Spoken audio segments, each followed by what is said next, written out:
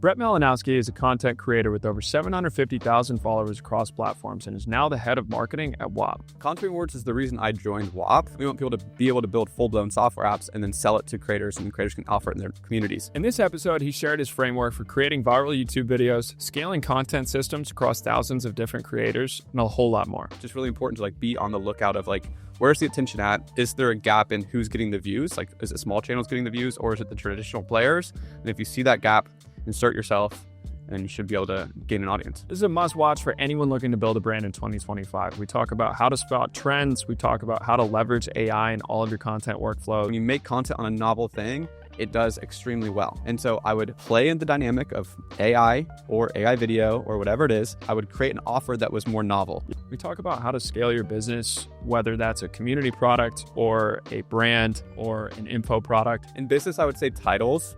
I think once you are at a certain level of understanding thumbnails, they're all you just try to get them to stop with the thumbnail. Right. But the title is the outcome you're actually promising. And above all else, I think he shared a lot of cool stuff and insights on how to write better marketing copy, the core central thing that drives growth for most of our brands. It's a little bit of a longer conversation, but I promise if you stick around till the end, you'll get the most value you've gotten out of a sweat equity in a long time. All right, let's get into the episode. Tell me about your YouTube background. I want to understand the growth from the beginning. Yeah, so 4 years ago, I've always been a videographer. That was my first passion turned into a marketing agency. Mm-hmm. And about 4 years ago, I started making content myself. I think that YouTube is very clear to see where attention's at. And I view it like supply demand. And there was early technology. Whenever there's a new technology, a lot of attention goes there. So when crypto was a big trend in 21, 22, I started making content covering different crypto, blockchains, everything like that. I started making content, and I think I went from 0 to 10,000 subscribers in 2 weeks. So I'm one of the first people to start covering that on YouTube. And then that kind of trend had a good year of attention in it, but then obviously everything kind of dies down. Next thing, ChatGPT came out. I made one of the first videos talking about how you could use the GPT API to build software. It's AI SaaS.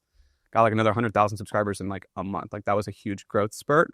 And then just continuously paying attention to where's the attention at, and then just inserting yourself with a consistent style of content in those trends is a really good way to consistently grow on YouTube. Yeah. And one of the things we were talking about at the beginning of this is how much there is a gap between good content and what people are searching for on YouTube. Mm-hmm. How do you go about finding those gaps? Is it just understanding ChatGPT just popped off, crypto just popped off, okay, I'm going to go make a video about it immediately, or what's your process there? I mean, the first time I did it was pretty much luck. I fell into it out of genuine interest in the space. But then after 4 years, I've kind of seen a repeatable process. And it's typically right now, AI video, I'm seeing the exact same similarities. And it's you just see channels where they have a few thousand subscribers get 50,000 views, 100,000 views. Mm-hmm. And so that's just a very clear sign that there's more demand than there is supply. Mm-hmm. And there's an arbitrage there. And it gets filled very efficiently in 2 to 3 months by a lot of creators.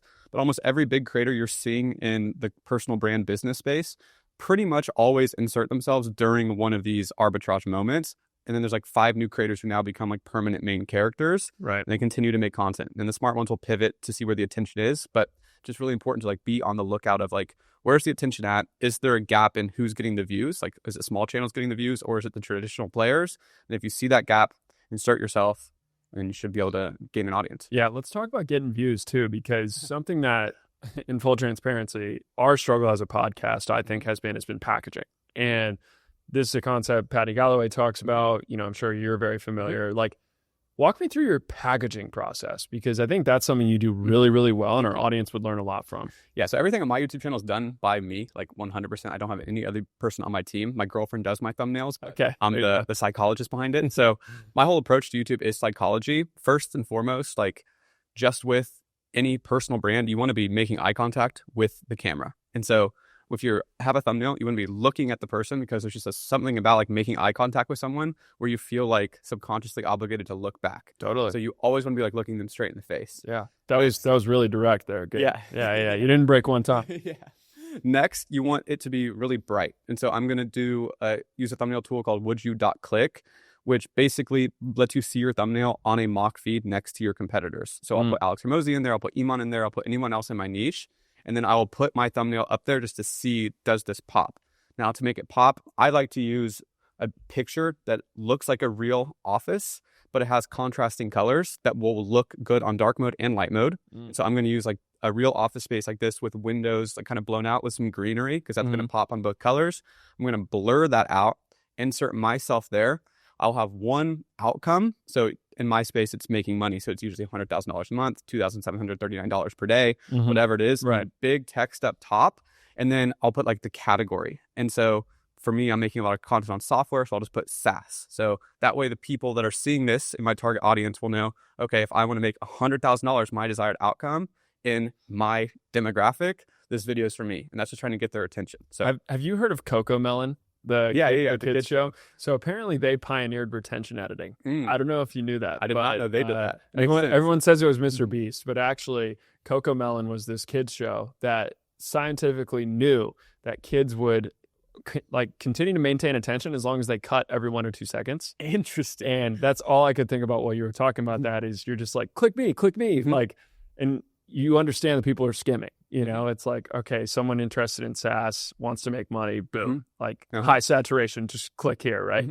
And then from there, that's your thumbnail. But how do you do titles? Because that, I feel, and a follow-up question to that is, which one is more important in your opinion, titles or thumbnails? In business, I would say titles.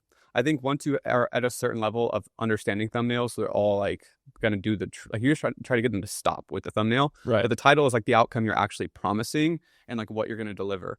So first off, like when I write a video script, I'm trying to basically come up with like, what is the one line that someone's going to walk away and describe this video to their friend? Like if I made a good video that was remarkable, they will go tell their friend. What is that one line they're going to say of describing the video? And that's what I'll use for the title. The title is typically just the exact outcome that the person's going to get. So I made a video today on how we made that GTA AI ad at Whop. Yeah. I got like 1.7 million views. And so the title is literally how we make AI videos that get millions of views. And it's just a very clean one-liner. You want to make sure, obviously, like AI video is a hot search term. So I'm obviously paying attention to where the attention is. And that's why I'm making that video. But how we make AI videos to get millions of views. And then I'll put either in a parenthesis, the tools that have a lot of SEO. So VO3, Luma, or whatever it is. Or if a lot of people saw the GTA ad, I'll put GTA ad breakdown or whatever it is, just to keep it familiar. So talk to me about that GTA viral ad. Yeah. So AI video is like pretty much, I would say as of when VO3 came out, to me, that's when I made the switch. Like we are going to be the case study on how brands use AI video. And I just immediately assigned our creative director to like only use these tools and come up with something. He's extremely creative. We came up with this concept of, it's not like 100% perfect to make real life like UGC people that are consistent. And so we found a really good blend of basically using the GTA animation style, which is very relevant to our brand. A lot of people talk about making money online. It's like a video game. Yeah. People in our brand really don't give a fuck. Like we cuss, we are just making a lot of money showing off lifestyle and everything. Like it's a very part of the culture of the make money online world. So that was really good, like matching and really good taste by our creative director. And then it's just the cultural relevance of all the references. Like we're showing Ty Lopez here in his garage. We made the narrator TJR, who's one of our creators, Brez crashing his Lambo, which is like a new thing that's happened this year. So like really good cultural relevance of people in our community in the make money online world, plus the GTA energy. We all played GTA growing up, plus using AI tools. Like if it looks one-to-one, like it was a straight up out of GTA animation, that probably would have cost $50,000 to $100,000 for an animation studio to mimic. Probably cost take 3 months to make. Our creative director did it by himself in a week. Yeah. For like $1,000. Yeah. And so fuck a copyright, right? You know, we're in the era of these algorithms. Absolutely. No, I think having respect for the copyrights is slowly becoming, you know, a dinosaur move at this point. I mean, it's like, why would you even do it? No one's getting nabbed until maybe a couple years from now. But I think the real person that'll get nabbed and all of that would be probably VO3, not you guys for using the tool. That's kind of like the gray area of like, you can repost thousands of content through clipping. You can post on the social platform. They're the ones making money from the ad revenue from that. Like they're monetizing it too. Right. And so like if a company reaches out and says like, hey, take us down, we're happy to take it down. But I think it's more of a net positive for Grand Theft Auto in general. Absolutely. It's free. It's just free advertising. I mean, it's free impressions, which I think that philosophy is something that you guys have done a really good job pioneering. This is something I see with all of my clients. Everyone that works with us understands an impression is good. And a lot of people in particularly the e-commerce brand marketing kind of D2C world don't understand that because they've been burned by some sort of celebrity partnership in the past. And they're like, well, not all impressions are good. You know, they think some are stale, and to an extent that is true. Mm-hmm. But I think what you guys are doing with the content rewards thing is sort of pioneering this idea that like you just want to go for a critical mass of top of funnel attention and figure it out later, right? Build the systems to capture that. So talk to me a little bit about like this content rewards, like how it came about, first of all, like what you guys spotted, and then also some of the best case studies that you've seen thus far. Yeah, so content rewards is the reason I joined Whop. And essentially, over the last 3 years, I have a podcast, and I've interviewed these kids that are like 15, 16, 17 years old that are making millions of dollars with software. Yeah. And I saw a recurring pattern. Every single time they were doing mass short-form content, they'd make content with a small group of creators, find a format that would win, then get hundreds of people just copy that format and repost over. Because go viral once, it'll go viral again. Right. So I saw this time and time again. And I'd been trying and toying with having to make it, but it really struck me that you need like a community platform to like actually make this work. And so I've always had a good relationship with the Whop guys. I decided that it'd be probably better to come in-house, lead their marketing, and then actually get the app built inside. And so content rewards is basically the concept of you just set a budget, you put $5,000, say I'll pay you $1 for every 1,000 views if you post content under these requirements, and you just post it, submit it, automatically tracks the views, automatically pays you out. And so it's basically just a complete distribution hack. You can post the same content over and over and over again and get millions of views.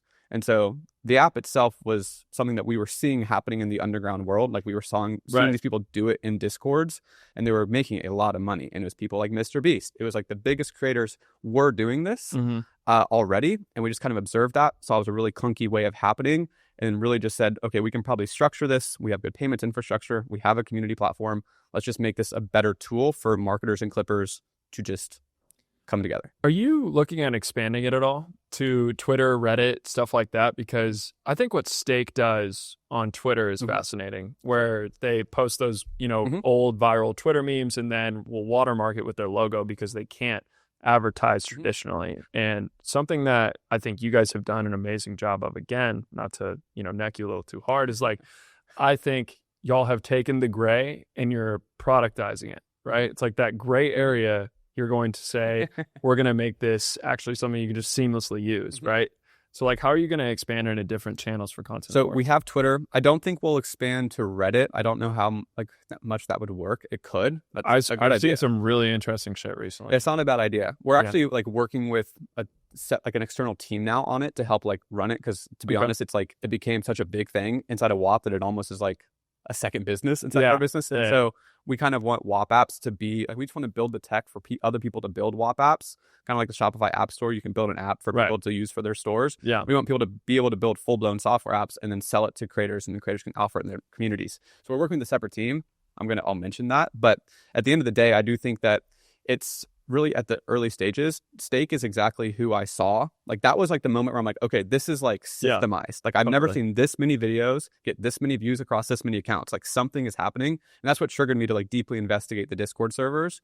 And I eventually found the exact server they were doing, saw how they were incentivizing creators, inviting them in and getting it posted. It's so incredible when you can take something that, an industry that is literally banned from advertising, right? Gambling, porn, any of these like different bad spaces.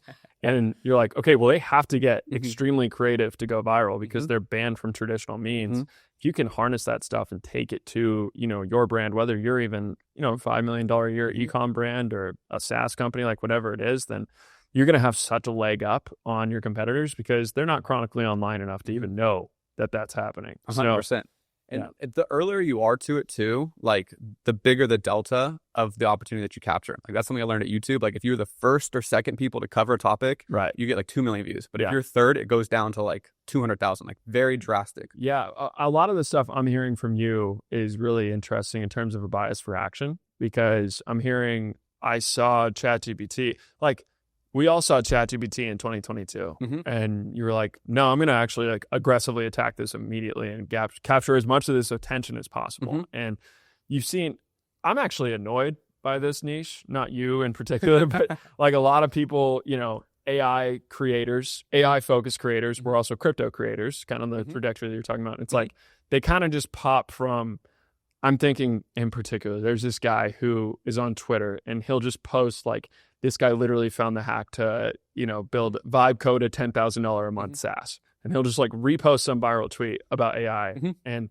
it's just so slop. It's just slop on the timeline everywhere. But I know what you're talking about. what I want to give credit though is your bias for action, because it's like, okay, and that's a huge takeaway in terms of Whop, which I want to get into and back up a second and talk about what Whop is. But you just told your creative director, as soon as you saw VO3, we're going to only do this. Mhm.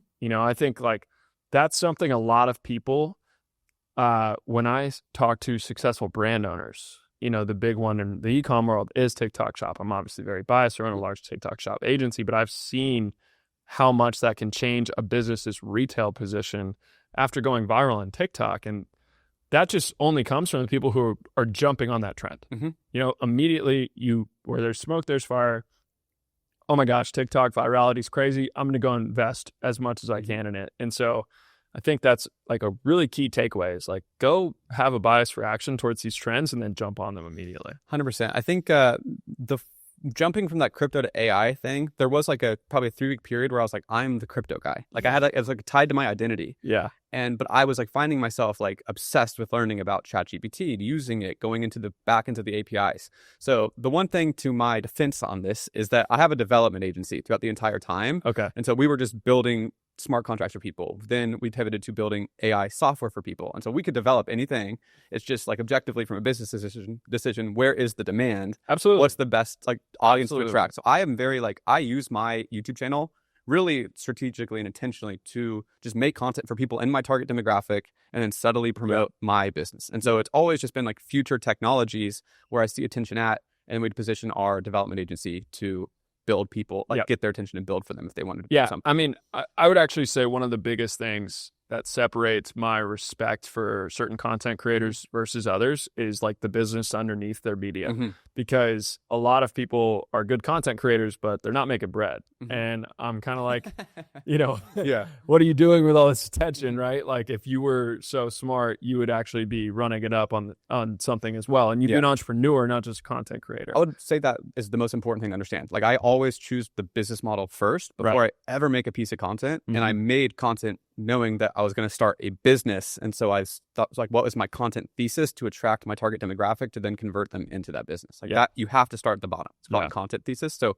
very important. Back to like your identity. I think a lot of creators get stuck into this. Like I'm the AI guy or whatever. I am this person. Mm-hmm. I think that's often because they might have captured attention first without thinking of the business model, where everyone who's stuck around and consistently grown, all the top people are moving. Like if you look at YouTube right now, like Jordan Welch was a drop shipping guy 5 years ago. Mm-hmm. Now it's AI drop shipping. Same with Iman. It's now AI info products. Like you're just like positioning your original thing with the other trending keyword that people are interested in and applying it to your context. Yeah. And that's how they've been able to stick around for 5 to 10 years and not just fall off after their first wave. Yeah. No, you have to be flexible. Shameless is another word you could use for some of that. But no, I'm kidding. So back to business models. What the hell is Whop? Mm-hmm. Yeah, so Whop is basically just a community platform where you can sell apps. So very similar to Discord, where they have channels and bots. Ours are just called Whop apps. So you can host a course, you can have a chat, you can have community, live stream, whole shebang. Where it gets different is that we actually have an app store that's a third-party developer API. So any developer can actually make Whop apps, and they can make the Whop apps, creators can install them and sell them to their community. Mm-hmm. And so Content Rewards was a Whop app that we built, where basically people would install it in their community, put a $10,000 budget in, any dollar that gets spent, we would take a percentage of that. And so it's just a really good high leverage business model for software developers, because they can build apps and the creators can just do the distribution for them. But also for creators, it actually, in my opinion, is a pretty big innovation, because you're able to offer more than just a course in the community now. For everyone that I just mentioned that you say that you're giving shit for, they have been limited by their ability to make software. Like they've only been able to make courses or communities because they're not technically able to sell anything else. Well, now we're creating this app store where you can offer full-blown software to your community very, very quickly. And so I see that AI software, no-code software, something I talked about on my channel for a long time, but AI software is like actually here. Anyone can now build software with just Cursor. And so I do think the problem that is presenting now is that everyone's going to have their own software tool. They're all going to be on their own website, which is just like an island. And you're going to be in like this marketing hamster wheel of having to send traffic to your website, or else you're doomed. And so it's going to get way, way more competitive. I think a much better, more strategic approach will be to build your app, house it in a Whop, and actually treat it like a community where your tool's also inside. Or you can build, if you're a creator, you can build your community. Like I used to teach YouTube, so I have a YouTube course, all of this stuff. I can actually just build that mock thumbnail app inside of my Whop with AI in like 20 minutes. And I'll add that as like a bonus to joining my community. So that's what I think is the division that made me join, because I'm very excited about that. Creators can now sell software. Yeah. I mean, that's why you guys just raised a lot of money, because that's a really bold, ambitious vision. And I love it. I think it's very future oriented and makes a lot of sense. It really clicked when you said, like Godzi doesn't sell a software, or I guess maybe he sells like, I don't know what he does now, but that's really interesting. And I also agree with you that everything's going to get commoditized. Every single feature, I mean, you're seeing this now across the board. It's like vibe coded app, viral tweet, everyone tries it, immediately churns. Like, why will they stay? Because they have loyalty to that creator, because they're housed in the community and they can hear the community's concerns with the product and then immediately ship new features to fix those problems. So 100%. That feedback loop is extremely powerful, especially because, I mean, correct me if I'm wrong, but I would bet that most of these no-code AI apps are having absolutely massive amounts of churn. Like 100%. Like 90%, 95% churn. And so, when you're like religiously following you as a creator, and I mean, the Mr. Beast thumbnail tool thing recently, like that was an example where the community was like, this is ass. And he was like, all right, screw you guys. Like, I don't want to do it anymore then, And within a Whop, there is potentially like maybe that fire could have been taken care of before the product was, really, really out in the market. So that's interesting. Yeah. Two things on this. I just think everyone who sells courses and communities already recommend 3 tools. Like, and they use an affiliate link and promote it. Right. And now they can just build their own duplicate very, very quickly. Right. Second, the Mr. Beast thing. I think he got all of that fire, was completely unjustified. And just like people in that space are very sensitive. I've noticed it when I was in the space for a little bit, observed, very strange. It is no doubt that AI thumbnails are going to be used and going to make thumbnail generation way better. So much better. And so I really think that if there's one thing that I can contrast, like my time to action, and willingness to wake up tomorrow and just like almost be a new person, that's why I'm able to get an edge over all these people who like fight and cling on to like the old way of doing things. Like, think about the thumbnail designers. It's like the thumbnail designers should be using this tool to make their job easier and be better. And so that's just like, the people, I think I'm living in reality for that, and I just think some people just want to sit there and feel good. Yeah, I don't know. We'll leave the snowflake feelings out of the question. I think it's a broader conversation around every AI tool is actually an amplifier. We are not in the this is replacing you stage. I think that's been a lot of headlines, but my personal opinion as someone who has tried pretty much every viral AI tool over the last year, I see them all, and it's like, I'm using Cluely and like, it's ass. Like, it's terrible, dude. It's so bad. And you don't have to say that, but like, it doesn't do anything. And it's like meeting notes, I guess, or, it'll tell me what a lot of these things potentially I don't understand because I'm not a developer. And so maybe Cluely is better for developers, where it's like, what was the coding mistake I made 30 minutes ago? Maybe that's the use case for it, I guess. But, they have just been able to get a critical mass of attention and monetize it, right? And that's really where we're at. Is like these apps have massive churn. That guy has a cult following, and I think they're going to probably survive and thrive because all he can do is just print attention, and he'll fix the product over time. I mean, that's on my podcast with him. He was saying that no companies ever die because the founder's controversial. They die because they don't get money. Like, they don't make money. And he's cracked. That's pretty based. Yeah, it's pretty based. And so I'm like, okay, fair. Yeah. And in their defense, I think he literally started it in February, raised money in March. I'm a fan about that. I want to be very clear that I respect and like what they're doing. The product has not delivered me value yet. Yeah, and I think that it will eventually be something that's really cool. Question for you, because their CMO actually just came out with a video that I saw, and he's pretty much built the infrastructure of content rewards internally. What do you think about that? Like, should brands be building these kind of, creator systems internally, or should they be using platforms? If there's one thing that we did wrong with content rewards, and I don't really know where this was exactly where it came from, I think our marketing message could have implied it a little too heavily. So it set the expectation, which is obviously on us. Like, we definitely bear responsibility there. But I think a lot of people think that you just get on the marketplace and then it's automatic. Like you just like, right. you don't have to do anything. And so to me, it's like, this is a tool for serious marketers to recruit creators into, vet, and get a mass amount of content out, where you're like in there every single day. Like Dylan, our head of short form, like he is in there every day coaching people, talking to creators, showing them formats. Like anytime you had a good video, he's like, copy this, like with these groups of people day in and day out, constantly talking to them and constantly kicking people out, like treating it like a cult. If they don't post for 2 days in a row, they get kicked out of the group. Like very diligently on top of it, because this is single-handedly like the biggest gap in attention you could possibly fill. And so if you take it seriously, you'll see huge upside, like a 10x cheaper views than anything else in the market. So like full focus should be put on this, where a lot of these people used Whop, got on the marketplace, and then they got videos posted and they'd get botted, or they would be low quality views or from a specific country. All of those things are in your control in the product. The botting obviously like is a problem with a very small set of people. We want to like help recoup funds. Like that's hard to fix, but we do everything we can. But like low quality views, people from different countries, like you have controls in the product to turn off any country that you don't want to be posted in.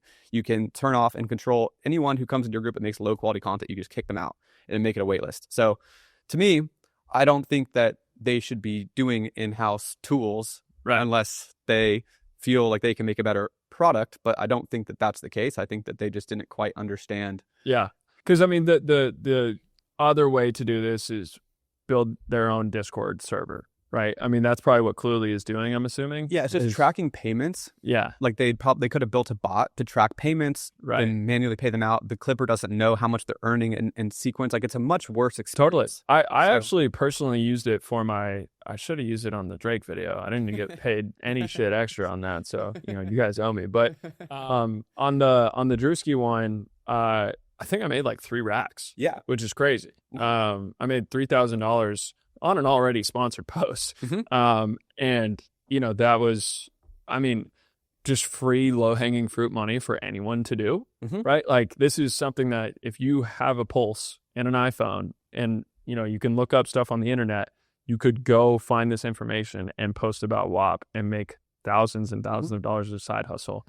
We want pretty revolutionary. I think so too. And I think it's a better way to do influencer marketing. I think a lot of the influencers, like we were talking before this, are like charging a lot. Yeah. I would way rather someone that knows how to make good content, no matter their followers, get paid way more than they could quote based off their followers. So like maybe at the time you could only quote $2,000 and that's like what people would pay you. Right. I would way rather pay you $5,000 for a video that gets a huge outlier that gets 2 million views. Yeah. And you should get rewarded for the views you generate. It's the chicken and the egg conversation though, because these days, I would say I charge above my what I deserve, but it's because I actually don't really want to make a sponsored video.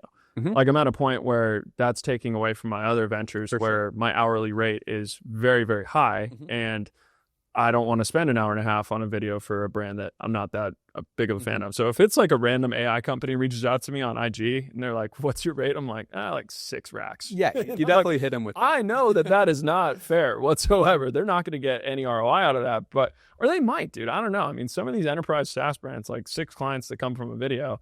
So I don't know. It's definitely still the norm, but like my idealistic visionary future of the world is like, I don't like negotiating with brands. I don't like to look at their deliverables. I don't like to get their approval. I don't like to go back and forth. Like it's a big process. Like I'd rather just Shopify have $1 million content reward for sponsoring podcasts in the business niche and pay me a $50 CPM, and I can do it whenever I want. Like you mentioned something we got to get into because I'm sure you deal with this at a level that I'd have to deal with it too, which is, at Nibble, we are constantly, I think between all of our brands that are on TikTok Shop, we had around like 14,000 videos posted in the last week, somewhere around there.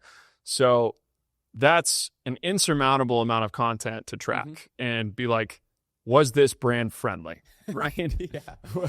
And so talk a little bit about like you've worked with some really big brands like Polymarket and some other companies that, I would say probably could be a little sensitive to we can't have some creator saying this. So how do you navigate the approval process and like the guidelines for like with what's content rewards? Yeah, just in general when you're working with these brands. Like, so again, content rewards is like a tool that you can install in your community, and you are responsible for approving or denying content. Like only you can tell what is good quality for your brand. Okay. And so there you build a community, you have content rewards in there. The clippers come in and submit content to your content reward. Then you have to review the content and hit approve or deny.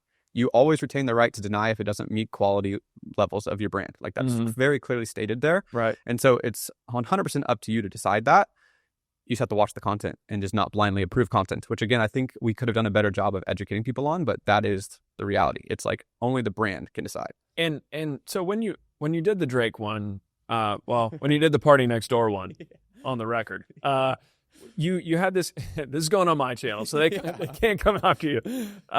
You use that guy Eddie, right? And so what's your strategy to recruit creators to run these campaigns? Is he a Whop creator or is he a Whop employee? Like, so, because I think that's probably pretty critical to the success of a campaign is the guy running it. Yeah. Well, yes. But high level for a strategy for all the marketers listening. Yeah. We don't do any selling from branded accounts. We will work with creators and we want them to post on their accounts. And that is going to be like a satellite Whop account. So he works with us, but we're really pushing this message through creators' personal brands. I think people trust creators much more than they trust a brand account. And so our brand account should fully be fun, brand awareness, cool concepts like the GTA ad. Right. Where we will actually work with creators if we want to like have more middle of funnel, more bottom of funnel content, where they will run this thing and they will make content around the business opportunity. You guys understand the info space very well because the what you just described is something, two examples that I can think off the top of my head. Like a lot of these creator communities, you know, the people who are actually recruiting new people are the creators themselves. It's not the head honcho, right? The head honcho just pitches a lifestyle and is like, you know, come get rich with me. And then he doesn't ever sell the product though. It's always his like, you know, people that have already taken it. Not pyramid scheme vibes. I won't say that. But a lot of pyramid schemes are legal in today's day and age.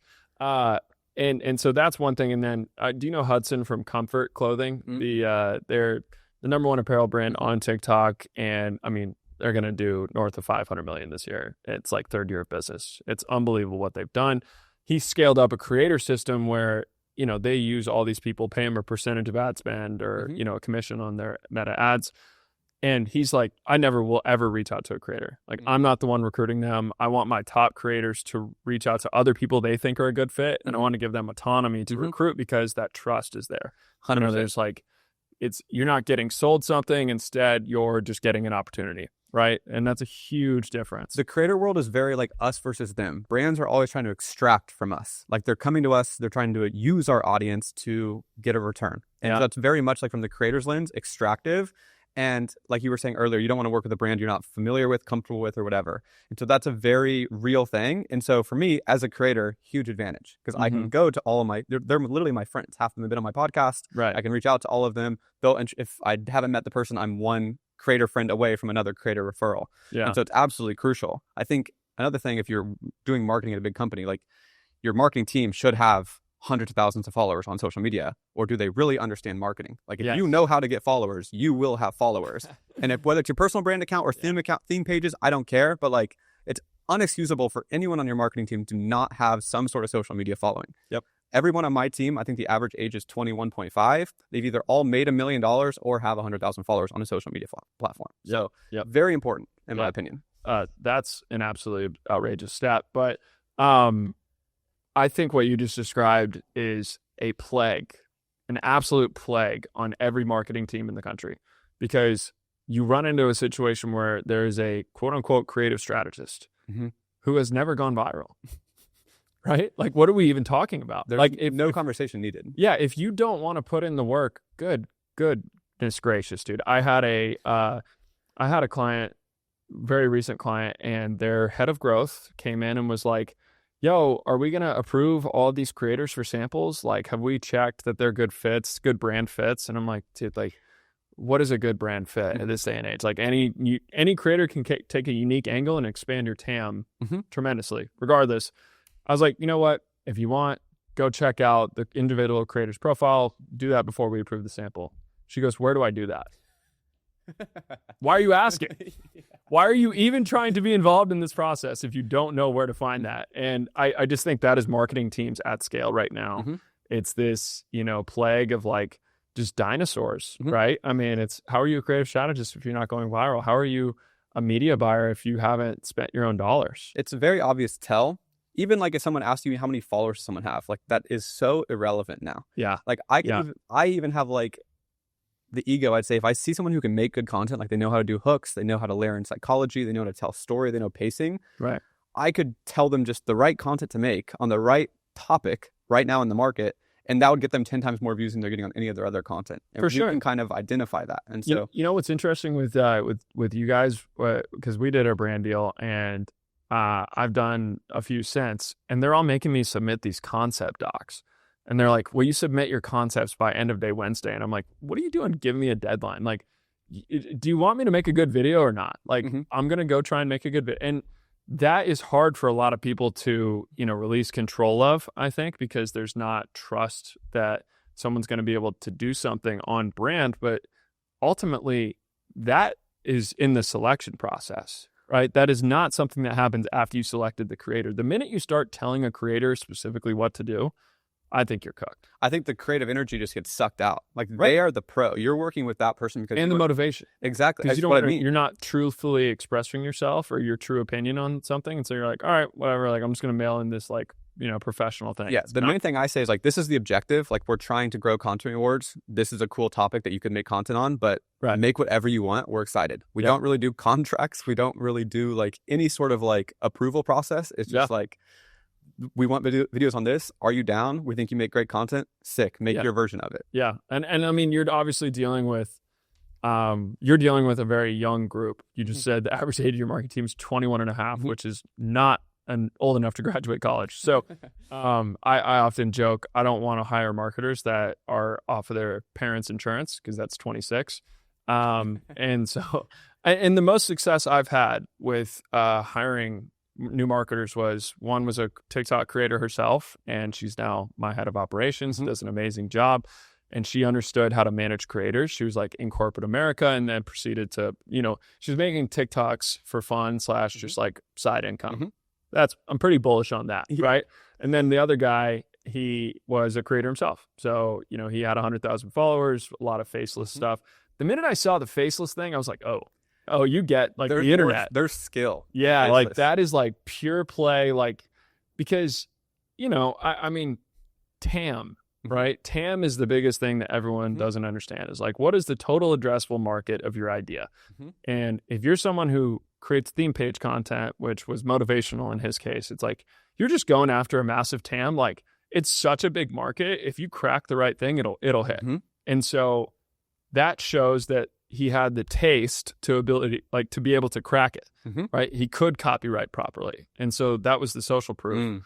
And so many people are trying to hire for a marketing team, not understanding that it's not marketing anymore. It's content. And it's like interest-based content. Like, marketing is borderline data is field. It's actually like all of your content operations, in my opinion. Because back in the day, you could force consumption. Like, you could get on a magazine. Correct. You had to watch a commercial. You had to listen to a radio ad. There was no option. Now everything's one swipe away, and it's all interest based. And so you have to understand hooks. You have to understand retention, and you have to make a better piece of content than the other person in your category, so that person watches it for at least 10 seconds. And if you don't get that, it doesn't get views. And so these people think that they can, especially like traditional production teams, they think they can make this beautiful piece of art, this 60-second, $500,000 piece of content. No one will watch it because your first 5 seconds is boring as fuck, and they swipe on TikTok. Yeah, just a slow zoom into a dark field, and you're like, what am I waiting on? It's like, first sentence, I'm going to show you how to make $10,000 right now. Yeah. And you have to have like urgency. Yeah, totally. It's something we were talking about before the show started is the flow of dollars, right? We are at the very beginning of a $70 billion shift in how marketing is done. It used to be these big commercials, big productions. You'd spend all your budget on a big Super Bowl commercial to get maybe 100 million impressions, 40 million people watching it at a single time, not, talking to someone else at a Super Bowl party, like whatever that is. Bro, if you want to get 40 million views, it doesn't cost you $500,000 anymore. Like, it might cost you $5,000. It might cost you $10,000 in a bad scenario if you run the right campaign, or if you just create it yourself, right? I mean, that Roy kid from Cluely, it's like, dude, his personal videos went maybe similar to a Super Bowl ad of impressions. 100%. For free? Like for a couple racks to pay an editor? Who knows? Like, this is like not even like a soon or in the future. Like, if you are hiring a $200,000 to $300,000 production team, instead of just using AI video, in 99% of cases, you are burning cash. It is not necessary. Like, unless you need like a really specific person or a really specific location, there's no reason to do that anymore. Like, it's not even, again, it's not in the future. It's right now. Yeah. Our AI video got 3 million views organically, and it took a week with one kid. And we've made multiple AI videos. We've made 4 now. All of them have over 500,000 views, all organic. Yeah. And those can be ads. Roy is really good with understanding his customer base. Like, he's very much in the Asian American STEM Ivy League dropout startup world, and he understands that culture so well. So he knows how to make content to go to Y Combinator, do an after party at Y Combinator, which is a juxtaposition. Like, he just gets it. Same thing with us for the creator world. We understand the make money online world, and those references and that storytelling of like, all of us felt like going to college and getting a job was like shoved down our throat by our parents. And we were constantly like doubting ourselves. Like, but even though we felt like we're not learning a lot, we felt like this isn't right. We'd see kids make money on the internet. We understood that feeling until we just pull a story out of that and can tell that. And it's just a no-brainer for our audience specifically. So I think that's probably the most important thing, is the storytelling and understanding your customer base, what they'll resonate with. The references piece is really underrated. Something that my co-host Alex talks about, he's doing this for a lot of brands, is world building, right? Is the concept of world building as a brand. And one of the key things about world building is like references. You know, like if you're able to make someone feel like they're in GTA without getting a copyright, lawsuit from GTA, you've done a great job, and it's like those little mini references are association. Like, brand is ultimately a game of association. At the end of the day, it's like, what do people, think your brand in the same category with? And so, I do think more people need to, at the beginning of their brand, think about those references. Is like, you just described it. You intimately know your target audience. So if you intimately know your target audience, what are those kind of like adjacent, references? Like, we have a listener, this guy, and he got absolutely smoked. We did we were reviewing listeners' brands, and the audio cut out. So hopefully this audio stays good, because that was a tough L. And we did a whole like how we'd grow for him, but a key part of it was like, so he's a golf brand, and golf is very like polyester, like athletic wear now. And he's basically like, golf used to be swaggy. Like, he used to like look like Ralph Lauren out there. And it's awesome. Like, it's really resonating with people. He's got like 30,000 followers now, like his very simple message. And I was like, dude, you need to like, drop these references in there. It's like, best fits from like the 1973 US Open. Like, it doesn't matter that you're not talking about wood grain golf in that post, but you might get 5,000 likes and people now are exposed to you. They'll go down your funnel. So like, how do you use references strategically is something I think a lot more people need to do. 100%. We had like the Ashton Hall clip in there. We had Luke Belmar's I Studied clip. Like, to me, it's like our team is like actually required to scroll for like an hour or two a day. We are actually like, we'll make jokes about like, go scroll for an hour. And like, they have PhDs in brain rot at this point. And so like, that is the game. That's good. That's pretty funny. Well, dude, what, so if someone's still listening to this podcast at the end of it, like, what is the key ingredients for a successful campaign on Whop? And then maybe after that, I want to talk to the creator side and see like, okay, what are some of these key things that people can learn as a creator to launch something successfully? So for content rewards you're referencing? Yeah. I think that one, very transparently, content rewards is best used for mass short form UGC. And so if you're just a brand new company and you don't have any content, like, it's not going to be, like, you have to understand the clippers and the creators need to be incentivized. Like, if you're not going to get views, you're not going to make money. If you post 5 times and don't get views, you're not going to come back.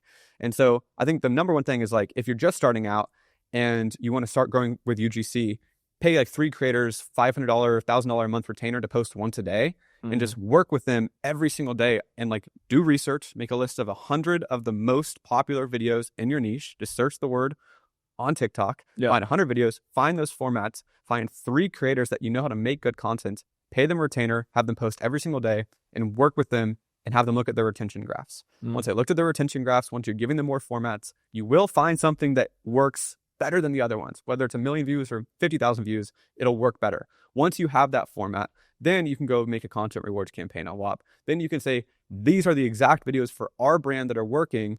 You can replicate them, set your budget. If it's UGC, $3 per 1,000 views around, if it's clipping, around $1. And then just start recruiting a ton of creators in. Do the same thing, look up for creators in your niche and just DM all of them, invite them into your Whop, do giveaways, coach them, do live streams, talk about the content, make Loom videos, giving them feedback on their content. Like, it's one person on our team's entire job, but that one person got us 72 million views last month. Yeah. You know, put the work in. Have that dog in you. It's kind of what it is. Or commit to actually seeing it through rather than like, you know, you mentioned at the beginning, it's not just a done for you solution, it's a tool. And I think that's pretty critical to understand before you get on there. That's why the scale matters. You know, God forbid, that's not just everything worth it in life, right? Yeah. The other side of this is you make a bad piece of content, you run paid ads, you force people to watch it and it doesn't convert. And then you can't figure out why. Yeah, like, totally. This is the perfect way to find winning creative and then run those as ads. Yeah. I do think that's actually like one of the most key things that I've seen in successful brands that work with Nibble versus like all these people that are like, Meta is not incremental anymore. I'm like, okay, go bro. Like you start organic and then go to paid. You 100%. Don't go like paid testing all the way. But so many of these brands don't want to change their DNA.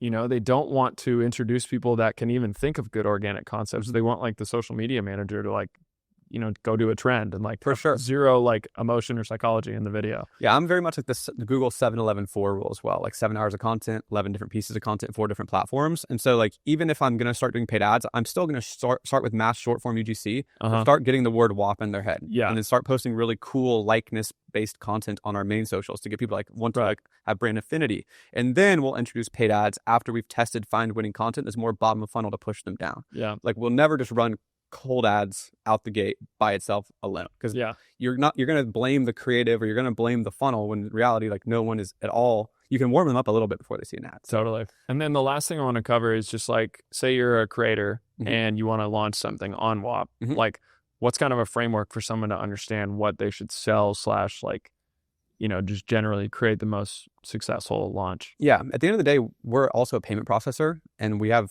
this is a new announcement. We're doing 2.5% fees plus 30 cents. So we will be the lowest payment processor on Whop. So no matter what your business is, you can just use us for payments and you'll save a lot of money. If you're actually trying to launch an actual Whop community and a Whop app, the number one thing I think is most important is, again, what I said earlier, like where attention goes, money flows. And so positioning your product in like, as much as you want to say sell out or whatever it is, like there's a hard reality that like there is interest in this topic, and to get people's attention, they need to show interest. And if they're interested in AI, layer it in, and there probably is a new way to do AI. So I would be very conscious of the fact that there's market interest in AI right now.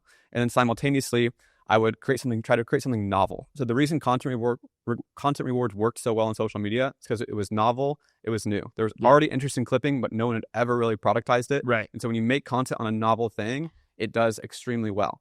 And so I would play in the dynamic of AI or AI video or whatever it is. And then I would make sure I would create an offer that was more novel. And to me, Whop apps are going to be extremely novel. You're going to be the first creator who can actually sell software with a course or community. And so my real advice is just, you're going to sell an outcome. People are not buying a course or a community. They are not buying the features within the course or their community.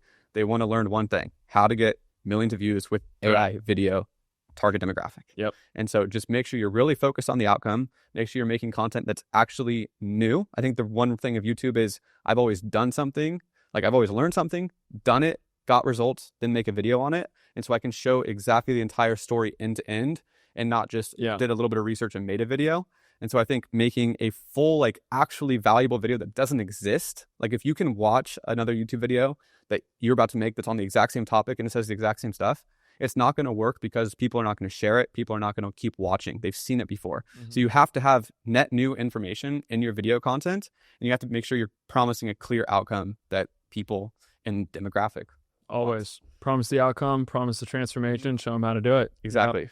So that's great stuff, dude. All right. So where can we find you? We got Brett Malinowski on YouTube, obviously number one. And then, I mean, Whop.com. If you want to do any of you guys' 50,000 products. 100%. Yeah. YouTube channel is probably the best content. I have Twitter, Instagram, but definitely Brett Malinowski on YouTube. Cool. Well, that was fun. I think our audience is going to get a lot out of that. So I appreciate you. Yeah, You've been very fun to work with. Yeah. You make very good content, and I've been a fan of the podcast. I think I saw your 4th podcast ever. So oh, no way. Privileged to be on here. That's huge. Awesome, man. Thank you, dude. All right. Well, we'll talk soon. Later, guys.